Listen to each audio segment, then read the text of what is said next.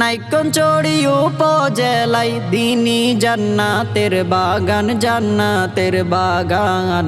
আল মারকাজুল ইসলামী দারুস সুন্নাহ প্রতিষ্ঠান। কত সুন্দর পরিবেশে কুরআন হাদিসের বাগান। আল মারকাজুল ইসলামী দারুস সুন্নাহ প্রতিষ্ঠান। কত সুন্দর পরিবেশে কুরআন হাদিসের বাগান। নাইক্ষ্যংছড়ির মুসলমান বড়ই ভাগ্যবান, চতুর্দিকে আছে এই প্রতিষ্ঠানের সুনাম।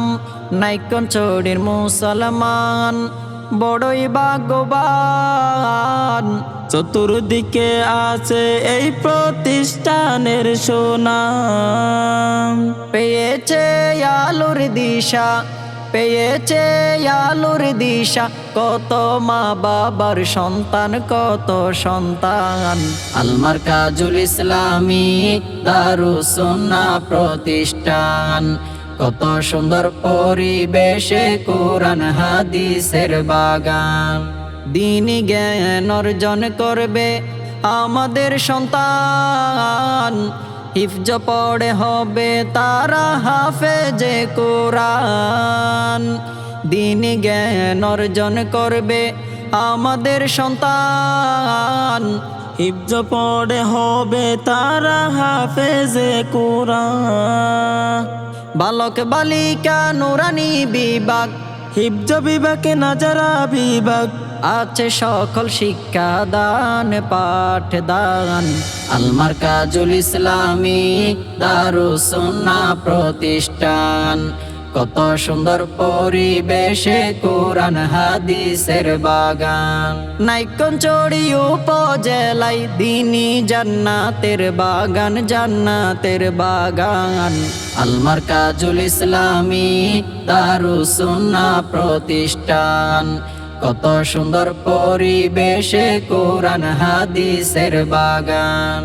আল্লামা হাজী ইউনূস রাহিমাহুল্লাহ, উনার তত্ত্বাবধানে হলো প্রতিষ্ঠা। আল্লামা হাজী ইউনূস রাহিমাহুল্লাহ, উনার তত্ত্বাবধানে হলো প্রতিষ্ঠা। নাইক্ষ্যংছড়ির বিদগ্ধ আলেম সুদৃষ্টি দিয়েছিলেন মাওলানা লুকমান, মাওলানা লুকমান। আল মারকাজুল ইসলামী দারুস সুন্নাহ প্রতিষ্ঠান। কত সুন্দর পরিবেশে কুরআন হাদিসের বাগান।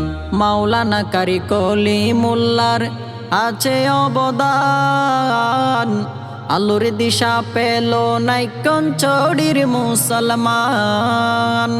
মাওলানা কারি কলিমুল্লাহর আছে অবদান, আলোর দিশা পেল নাইক্ষ্যংছড়ির মুসলমান। তাহার প্রিয় শাহজাদা হাফেজ জালালউদ্দিন ফারুকের আছে অনেক অবদান, অবদান। আল মারকাজুল ইসলামী দারুস সুন্নাহ প্রতিষ্ঠান। কত সুন্দর পরিবেশে কুরআন হাদিসের বাগান। নাইক্ষ্যংছড়ি উপজেলায় দিনী জান্নাতের বাগান, জান্নাতের বাগান। আল মারকাজুল ইসলামী দারুস সুন্নাহ প্রতিষ্ঠান। কত সুন্দর পরিবেশে কুরআন হাদিসের বাগান। আল মারকাজুল ইসলামী দারুস সুন্নাহ প্রতিষ্ঠান। কত সুন্দর পরিবেশে কুরআন হাদিসের বাগান।